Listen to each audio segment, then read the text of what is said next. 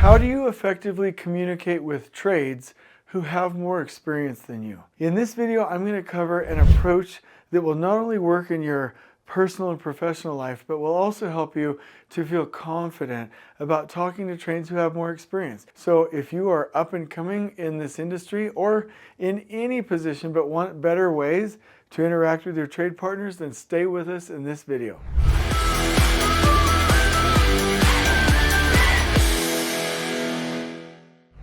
Okay, so I'm going to tackle this topic, and I am going to give you an answer that maybe you didn't expect, but it's going to be remarkable. Real quick, somebody gave me this question on YouTube, and we're answering it right now. I want to make the point that I love doing this, and I hope I get more and more and more. I wish that one day all videos that we did, all podcasts, were always just answering questions or replying to comments from listeners, from viewers. So please send that stuff to me. I love to write it down and get topics and address the comments. So let's talk about how we can literally connect with trades that might have more experience than us. I'm going to give you a framework here, and this is from Patrick Lencioni. This is the ideal team player.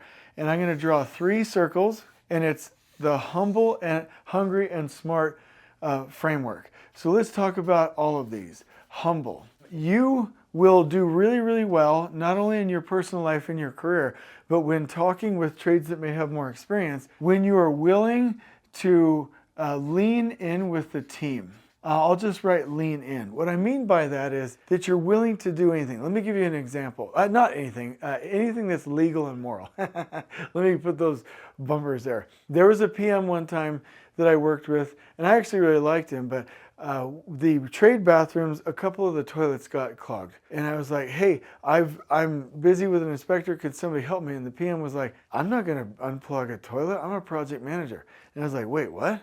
I'm the project superintendent, and I've unclogged 60 toilets. Like, it's not a big deal. Like, humble doesn't mean that you act humble necessarily. It doesn't mean a facade. It means that when the going gets tough, you lean in and you're willing to do lower level or any kind of work to help the team. When you're willing to do this with a trade partner that may have more experience, they see that you're humble, they see that you're a team player, they see that you've got their back, and they will reciprocate. This is the golden rule of construction. I don't know why people don't know it, and I don't mean it in a manipulative way. If you give a trade partner $1,000 worth of goodwill, they'll give you back $10,000 worth of goodwill. It just doesn't make sense to not partner, give, and serve. So humble is the first thing.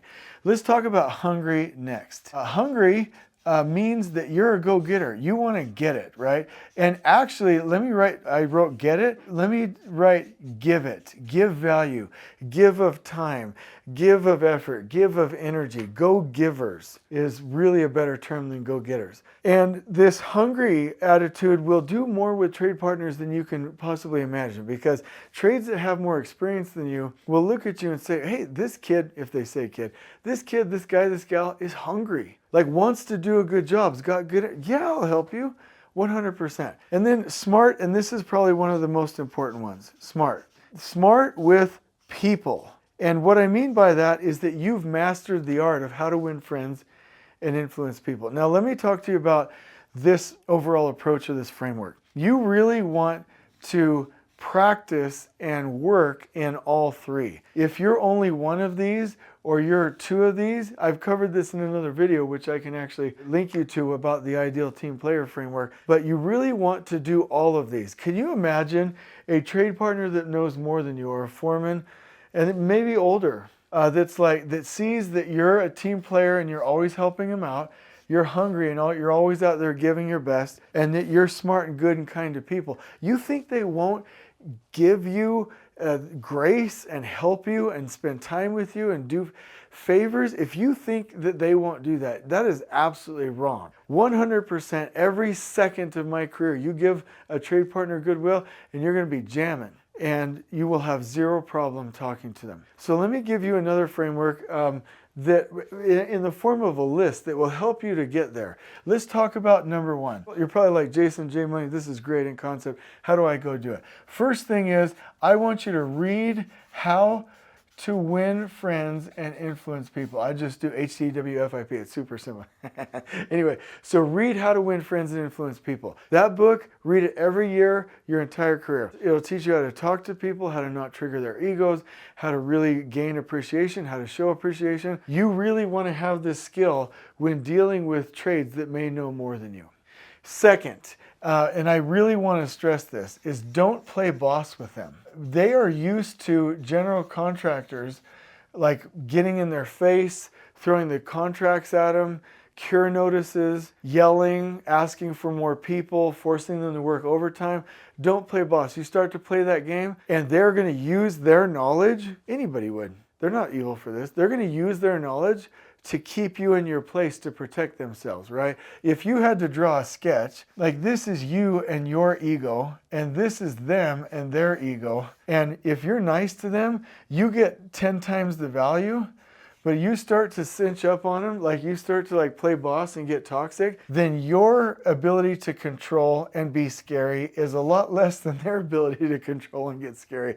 So do not play boss, do not play toxic, do not try and control them. Work with them, and I'm just going to go ahead and I'm just going to cross this whole thing out because I hate the boss concept. Treat them like a partner. You know, I don't think that there's anything really wrong with the word subcontractor, but sub, less than, I don't like the term, right? Trade partner, they're partners. You won't talk down to a partner. You won't threaten or control a partner. You won't abuse a partner if you're a good partner. And so that's why I like the word trade partner better. Number 3, and this goes back to another video that we did, is ask questions. You don't have to know, here, let me actually say it like this. You don't have to know anything about the work that your trade partner is doing, as long as you are dealing with them in a positive way as a partner, and then you ask them questions. Oh, let me say this. Every person has their intelligence, which is their consciousness, their conscience, their being. And their body, their cells, and their brain is what Eckhart Tolle calls the ego. And you can trigger a trade partner's ego in one of 2 ways. One is where you start to fight them, and you'll get a toxic, angry, like, I'm coming at you kind of an ego.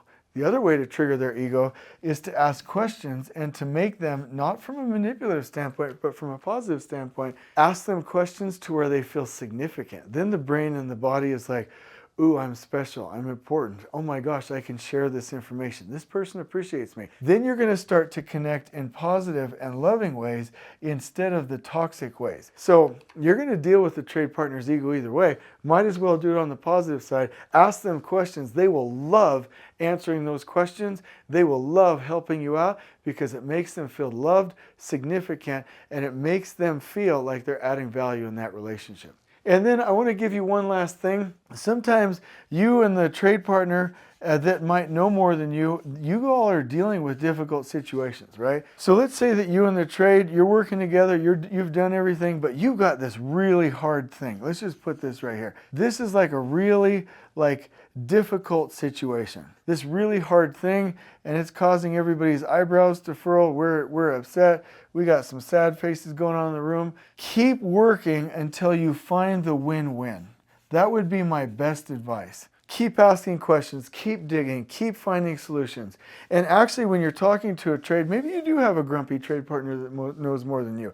Here's what you do. Say, I care, meaning you tell them, I care about what what they're trying to get. And then basically you state, we have to, and then state whatever it is that we need to go and do, and then say, let's find the win-win, and just stay at it. Don't screw them over. Don't put them into a bad situation. Don't have a compromise. Stay with it and deal with it until you find the win-win. Once that trade knows that you're committed to the win-win, all of this will just be like a self-reinforcing cycle, and you'll have an amazing relationship. So that's my best advice for how to talk to trade partners that have more experience. be humble, hungry, and smart, and approach them in the right way, and you've got it, because I'm telling you, people are good, foremen are good, trade partners are good. They want to help you. I cannot remember a single trade I've ever worked with that was just out to screw somebody over. If you deal with them right, they'll take care of you 10 times more than you can take care of them. I promise you. We're going to turn this into a visual and a blog post for you. I hope that you really go practice with this because it's remarkable. On we go.